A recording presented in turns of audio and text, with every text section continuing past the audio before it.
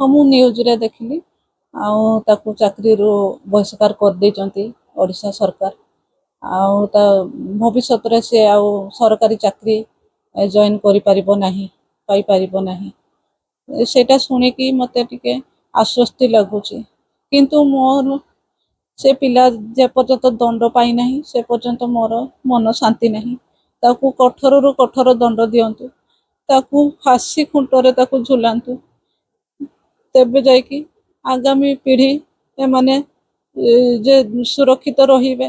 ଆଉ ଯିଏ ଏମିତିକା ପ୍ରତାରଣା ଦବ ସେ ଭୟ କରିବ ଏଭଳିଆ ସବୁ ଯେଉଁ କାମ କରିବାକୁ।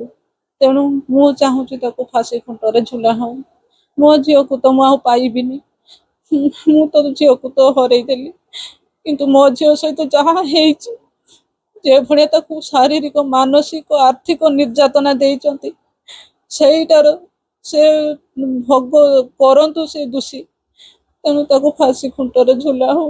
Choose excellence. Choose Kripajal Engineering College. Admissions open for Diploma, B.Tech, M.Tech, MCA, MBA and PGDM.